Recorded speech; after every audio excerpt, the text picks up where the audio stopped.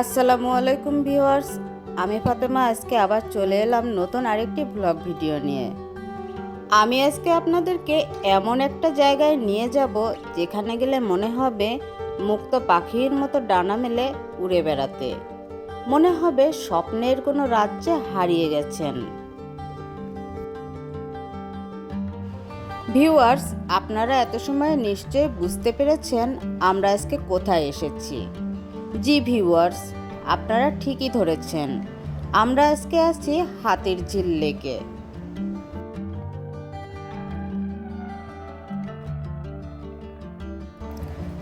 হাতিরঝিলে আপনারা যারা আগে এসেছেন তারা নিশ্চয়ই দেখেছেন হাতিরঝিলের পুরো রাস্তা জুড়ে সবুজের ছোঁয়ায় ভরে আছে। কয়েক সেকেন্ডের জন্য দেখে মনে হতে পারে আমরা অন্য কোনো রাজ্যে চলে এসেছি। বিশেষ করে এই সময়ে আসলে রাস্তার কিছু দূর পর পর দেখা মিলবে কৃষ্ণচূড়া ফুলের অপূর্ব সৌন্দর্য। প্রকৃতিকে কি সুন্দর রাঙিয়ে তুলেছে। আমি তো শুধু কৃষ্ণচূড়া ফুলগুলো দেখেছি।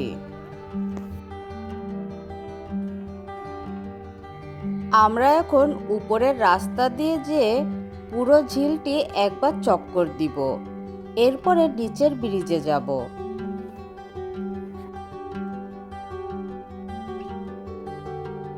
হাতিরঝিল ফ্লাইওভারে উঠেও নিচের ব্রিজটি খুব সুন্দর দেখা যায়।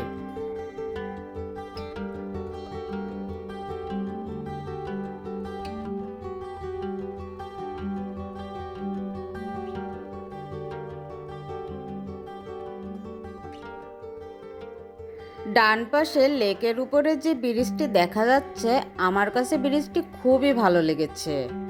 ব্রিজটি একসময় সবার জন্য উন্মুক্ত থাকলেও এখন কিন্তু ব্রিজটি বন্ধ আছে।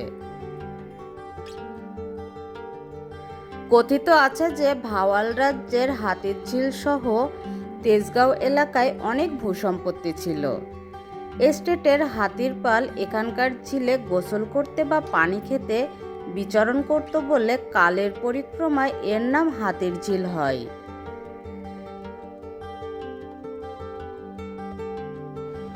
ঢাকার একটি এলাকা হাতিরঝিল, যেটি জনসাধারণের চলাচলের জন্য তৈরি করা হয়। 2013 সালের 2রা জানুয়ারি এই প্রকল্প এলাকাটি উদ্বোধন ও জনসাধারণের জন্য উন্মুক্ত করা হয়। এই প্রকল্প চালুর ফলে ঢাকার তেজগাঁও, গুলশান, বাড্ডা, রামপুরা, মৌচাক, ফার্মগেট, কারওয়ান বাজার ও মগবাজার এলাকার বাসিন্দা সহ এই পথ দিয়ে চলাচল করে যাত্রীরা বেশ সুবিধা পাচ্ছেন। হাতিরঝিল প্রকল্পের স্থপতি এহসান খান। বর্তমানে হাতিরঝিল প্রকল্পটি বাস্তবায়ন ও তদারকি করছে বাংলাদেশ সেনাবাহিনীর স্পেশাল অর্গানাইজেশন। এই প্রকল্পের অন্যতম মূল লক্ষ্য হচ্ছে বৃষ্টির পানি সংরক্ষণ, জলাবদ্ধতা ও বন্যা প্রতিরোধ, ময়লা পানি নিষ্কাশনের ব্যবস্থার উন্নয়ন, রাজধানীর যানজট নিরসন এবং শ্রীবৃদ্ধি করা। হাতিরঝিল এলাকাটি 302 একর জায়গা জুড়ে অবস্থিত। হাতিরঝিলের পুরো এলাকাটি প্রায় 4টি প্রধান এবং 4টি ছোট সেতু রয়েছে। এছাড়াও বেশ কয়েকটি ওভারপাস ফ্লাইওভার আছে। হাতিরঝিলে প্রায় 9.80 কিলোমিটার হাঁটার পথ রয়েছে। এছাড়াও রয়েছে সুন্দর একটি শিশু পার্ক। নদীর ধারে পথচারীদের বসার জন্য সুব্যবস্থা আছে। প্রকল্পের কেন্দ্রস্থল দিয়ে একটি হ্রদ প্রবাহিত হয়েছে, যার চারপাশে 16 কিলোমিটার রাস্তা রয়েছে। সব মিলিয়ে হাতিরঝিল এখন দর্শনার্থীদের বিনোদনের কেন্দ্রে রূপ নিয়েছে।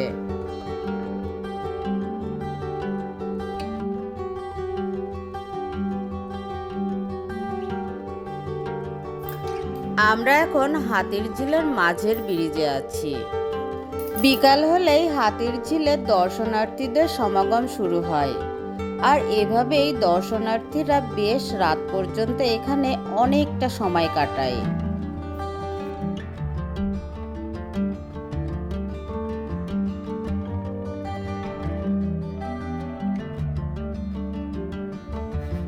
হাতিরঝিলের এই ব্রিজগুলো কাছে আসলে যতটা না সুন্দর দেখা যায়, তার থেকে দূর থেকে যেন আরো বেশি সুন্দর দেখা যায়।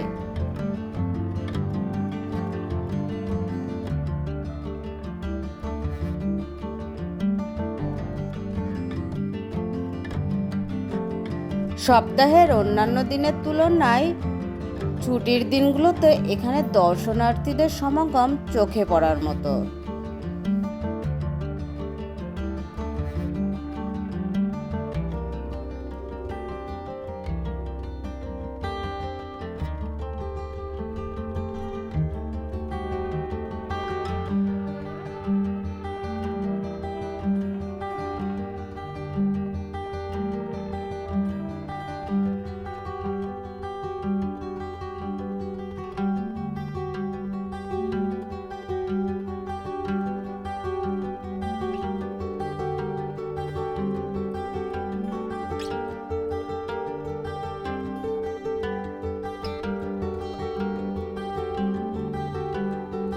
আপনারা যারা পানিপথে ভ্রমণ পছন্দ করেন তাদের জন্য এখানে আছে সুব্যবস্থা।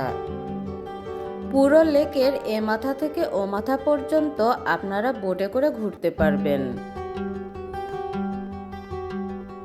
আমাদের সাথে বাইক থাকায় আমরা আর বোটে না ঘুরে দূর থেকেই উপভোগ করলাম।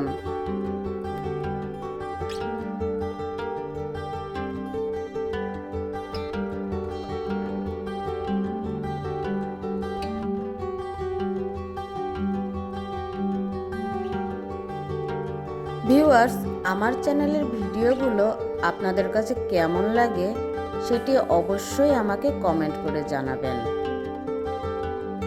আপনাদের মূল্যবান মন্তব্যগুলো আমাকে এগিয়ে যেতে সাহায্য করবে।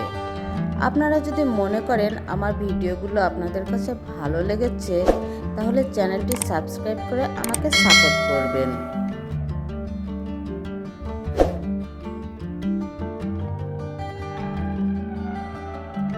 আমার আজকের ব্লগ ভিডিওটি আমি এখানেই শেষ করছি।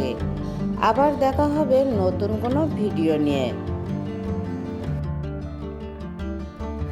আপনারা যারা এখনো আমার ভিডিওটি দেখছেন তাদেরকে জানাই অসংখ্য ধন্যবাদ।